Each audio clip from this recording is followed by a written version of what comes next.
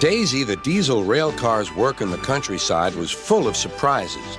But she was frightened of bulls and cows, and she remained very lazy and stubborn.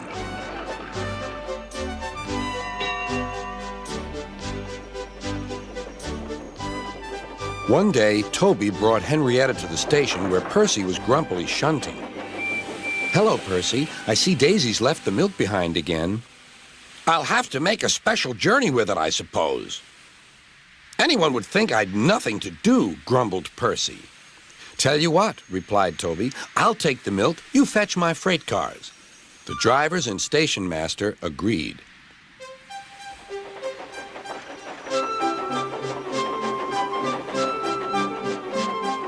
Percy had never been to the quarry before. He began ordering the freight cars about. "Hurry along," he said. The freight cars grumbled to each other. "This is Toby's place. Percy's got no right to poke his funnel up here and push us around." They whispered and passed the word. "Pay Percy back. Pay Percy back." "Come along," puffed Percy. "No nonsense." "We'll give him nonsense," giggled the freight cars. But they followed so quietly that Percy thought they were under control.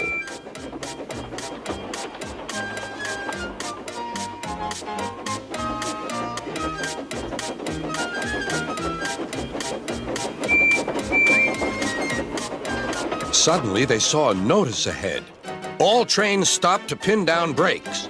"Beep, beep!" "Brakes, conductor, please!" But before he could check them, the freight cars surged ahead. "On, on!" they cried. "Help, help!" whistled Percy. The man on duty at the crossing rushed to warn traffic with his red flag, but was too late to switch Percy to the runaway siding. Frantically trying to grip the rails, Percy slid into the yard. "Beep, beep! Look out!"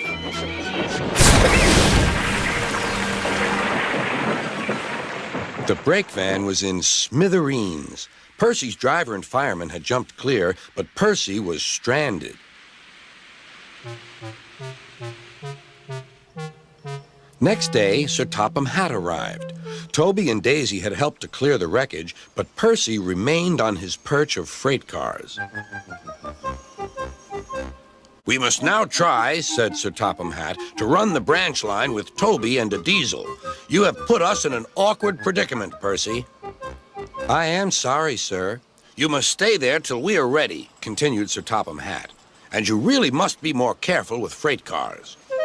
Percy sighed.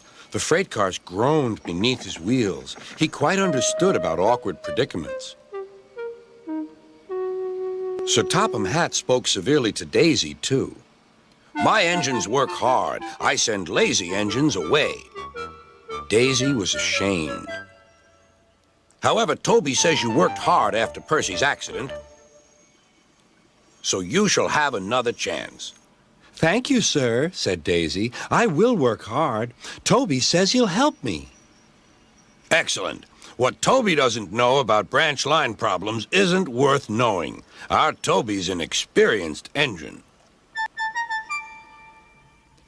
Next day, Thomas came back.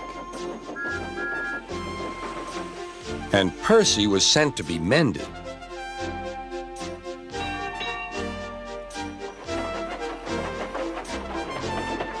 Annie and Clarabelle were delighted to see Thomas again, and he took them for a run at once.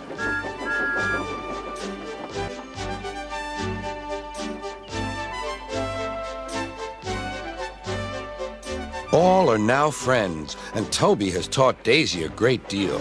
She shooed a cow off the line the other day all by herself. That shows you, doesn't it?